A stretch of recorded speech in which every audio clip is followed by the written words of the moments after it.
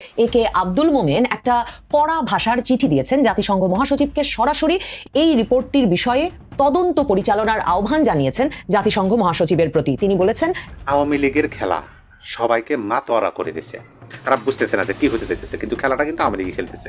উপদেষ্টাদের মধ্যেও পার্থক্য বিভেদ দৃশ্যমান, আর এইটার জন্য অপেক্ষা করছে আওয়ামী লীগ। আওয়ামী লীগকে আপনারা যেমনি ব্যান করে রাখেন, যেভাবে ব্যান করে রাখেন, যে কোনো লাভ নাই। আপনাদের 14 গোষ্ঠীর ব্যাপারও হেডাম নাই আওয়ামী লীগকে আটকে রাখার। ইলেকশনে বলেন, বাংলাদেশের রাজনীতিতে বলেন, ইম্পসিবল। এখন পর্যন্ত এরকম কারো আগমন ঘটে নাই বাংলাদেশে যা আওয়ামী লীগকে ব্যান করে রাখতে পারবে বাংলাদেশের পলিটিক্স। এই পুরো প্রজন্মকে দুর্নীতিগ্রস্ত করার দায়িত্ব তার উপরে। সো এই জিনিসটা আসিফ নজরুল তাদেরকে শিখিয়েছে। তাকে জেল দেওয়ার কথা, জেল দেওয়া উচিত শুধু এই কারণে, একটা পুরো প্রজন্মকে সে ধ্বংস করেছে। আমেরিকা যাকে উপরে তুলে তাকে নামায়ও। আমেরিকা তার নিজের প্রয়োজনে হেন কোনো কাজ নাই বাংলাদেশে করবে না। বাংলাদেশের সেনাবাহিনী এবং সরকারকে চাপ দিবে এই ব্র্যান্ডের মাধ্যমে যে সাবধান। বাংলাদেশে জুলাই আগস্ট আন্দোলনের ওপর জাতিসংঘের মানবাধিকার হাই কমিশনারের দফতর থেকে যে রিপোর্ট প্রকাশ করা হয়েছে, সেই রিপোর্ট নিয়ে সরাসরি প্রশ্ন তুলে বাংলাদেশে আওয়ামী লীগ সরকারের সাবেক পররাষ্ট্রমন্ত্রী এবং জাতিসংঘে 2009 থেকে 2015 সাল পর্যন্ত বাংলাদেশের স্থায়ী প্রতিনিধি হিসেবে দায়িত্ব পালনকারী ডক্টর একে আব্দুল মোমেন একটা কড়া ভাষার চিঠি দিয়েছেন জাতিসংঘ মহাসচিবকে, সরাসরি। এবং সেখানে তিনি জাতিসংঘের যে প্রতিবেদনটি প্রকাশিত হয়েছে মানবাধিকার হাই কমিশন কার্যালয় থেকে জুলাই আগস্ট আন্দোলন নিয়ে, সেটিকে পক্ষপাত দুষ্ট বয়ানের দায়ে অভিযুক্ত করেছেন। এর মধ্যে তথ্যের অসামঞ্জস্য আছে বলে অভিহিত করেছেন এবং সরাসরি এই রিপোর্টটির বিষয়ে তদন্ত পরিচালনার আহ্বান জানিয়েছেন জাতিসংঘ মহাসচিবের প্রতি। তিনি বলেছেন যে একটা স্বাধীন এবং স্বচ্ছ তদন্ত হতে হবে office of the high commissioner for human rights recent report on বাংলাদেশের বিষয়ে, জাতিসংঘ মানবাধিকার কমিশনের এই রিপোর্টটির বিষয়ে। এবং সেখানে তাদের মূল আপত্তি যেসব জায়গায়, সেটাকে সহজভাবে বললে প্রধানত একটা আপত্তির জায়গা হচ্ছে যে কোথা থেকে জাতিসংঘ 1400 জন নিহত হয়েছে এই সংখ্যাটা পেল, সেটা নিয়ে প্রশ্ন তুলেছে আওয়ামী লীগ। সে সময় বাংলাদেশের যেসব শীর্ষস্থানীয় দৈনিক, যেখানে লেখা হয়েছিল যে 16 জুলাই থেকে 5 আগস্টের মধ্যে 329 জন মারা গেছেন এবং 5 থেকে 8 আগস্টের মধ্যে 328 জন মারা গেছেন, মানে 657 জন মারা গেছেন। তার সঙ্গে জাতিসংঘ রিপোর্ট যে প্রাথমিকভাবে 650 জনের মৃত্যুর কথা বলেছিল, তার একটা সরাসরি সামঞ্জস্য ছিল। কিন্তু কোথা থেকে ফাইনাল রিপোর্টে ইনএক্সপ্লিকেবলি, মানে কোন রকম ব্যাখ্যা বিশ্লেষণ ছাড়া জাতিসংঘ ইনফ্লেটেড, মানে হঠাৎ ফুলিয়ে ফাঁপিয়ে 1400 জনের মৃত্যু ঘোষণা করলো, যেটা তথ্যসূত্র হিসেবে শুধুমাত্র জাতিসংঘর মানবাধিকার কমিশন লিখে দিয়েছে যে তারা কথা বলেছে সরকারি কর্মকর্তা এবং ইনজর্ড পার্সনদের সাথে, কিন্তু কোনো সুনির্দিষ্টভাবে উল্লেখ করে নাই যে কোন সে সরকারি কর্মকর্তারা যারা এই 1400 জনের হিসাব নিয়ে হাজির হলো, কিংবা কোন সে আহত ব্যক্তিরা যারা এই 1400 জন, মানে জাতিসংঘ প্রাথমিক রিপোর্টে 650 বলছিল, 1400 জনে যে চলে গেল, সেটার কোনো ব্যাখ্যা আর হাজির করতে পারে নাই। সেই প্রশ্নটি তুলেছেন একে আব্দুল মোমেন।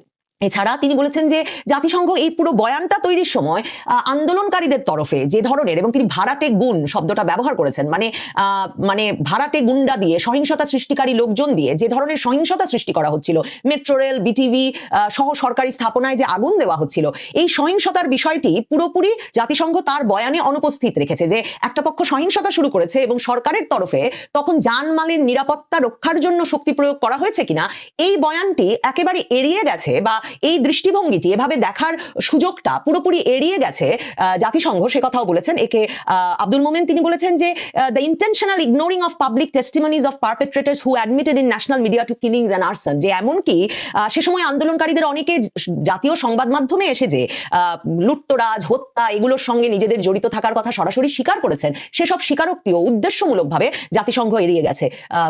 একে আব্দুল মোমেন আওয়ামী লীগের এই সাবেক পররাষ্ট্রমন্ত্রী মহাসচিবকে প্রশ্ন করেছেন যে কিভাবে জাতিসংঘ যেসব পুলিশদের হত্যা করে তাদের মৃতদেহ পাবলিকলি ফেলে রাখা হলো, মানে প্রকাশ্যে ফেলে রাখা হলো, ডিসপ্লে করা, মানে আমরা তো জানি এমনকি ঝুলিয়ে রাখা হয়েছে, সেসব ছবিও আমরা দেখেছি। তো একরকমের প্রকাশ্যে হত্যা করে যাদেরকে ফেলে রাখা হলো, এরকম 3200 জন পুলিশের 3200 জন পুলিশ হত্যা হয়েছে বলে আওয়ামী লীগ জাতিসংঘ মহাসচিবের কাছে লেখা এই চিঠিতে দাবি করছে। তারা বলছে যে এই 3200 জন পুলিশের হত্যার বিষয়টি জাতিসংঘ কিভাবে এড়িয়ে গেল। একে আব্দুল মোমেনের চিঠিতে কেন এই সময়ে লেখা, এটার ক্ষেত্রে আমার মনে হয় অত্যন্ত গুরুত্বপূর্ণ যে তিনি চিঠির মধ্যে উল্লেখ করেছেন যে এই যে একটা পলিটিক্যাল ম্যানিপুলেশনের মানে অংশ হিসেবে এই যে রিপোর্ট, রাজনৈতিক কারসাজির অংশ হিসেবে এই যে জাতিসংঘ মানবাধিকার হাই কমিশনের দফতর থেকে এরকম একটা পক্ষপাত দুষ্ট এবং তথ্য ভুলে ভরা এমন একটা রিপোর্ট প্রকাশ করা হলো। এর ফলে মানে কেন আব্দুল মোমেন এখন লিখছেন তার উত্তর বোধহয় এখানে পাওয়া যায়। সেখানে তিনি লিখছেন যে it has come to our attention, যে এর ফলে বাংলাদেশ আন্তর্জাতিক অপরাধ ট্রাইব্যুনালে এখন পরামর্শ দিয়েছে বা তারা গ্রেফতারি পরোয়ানা জারি করেছে 25 জন এমন ঊর্ধ্বতন শীর্ষ সামরিক কর্মকর্তাকে গ্রেফতারের জন্য, যার মধ্যে আব্দুল মোমেন লিখছেন many of whom are decorated senior officers in the arm forces who have served in the UN peacekeeping missions with distinction.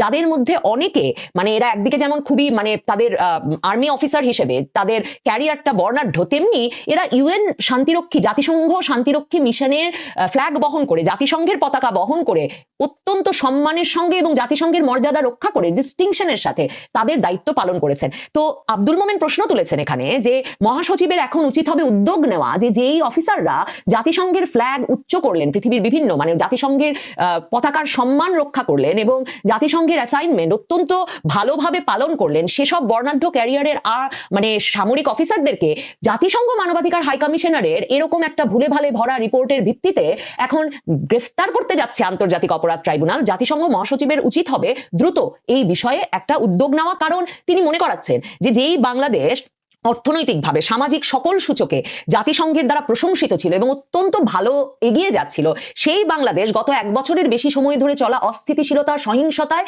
এখন অর্থনৈতিকভাবে মুখ থুবড়ে পড়ছে এবং মানে দেশটিতে এত ভয়াবহভাবে দারিদ্র্য বেড়েছে যে মানে এই সাবেক পররাষ্ট্রমন্ত্রী লিখছেন যে মহাসচিবের যে বাড়ি অ্যান্তনিও গুতেরেসের যেখানে বাড়ি জাতিসংঘ মহাসচিবের পর্তুগাল, তার দেশ পর্তুগালেও বাংলাদেশ থেকে অবৈধ অভিবাসনের পরিমাণ এবং অবৈধভাবে সেখানে যাওয়ার আকুতির পরিমাণ, তারা পরিমাণ অনেক বেড়ে গেছে।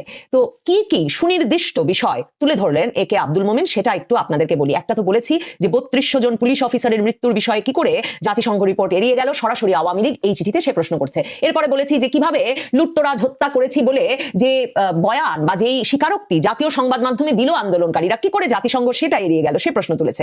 তারপর তারা প্রশ্ন তুলেছে যে জাতিসংঘ কিভাবে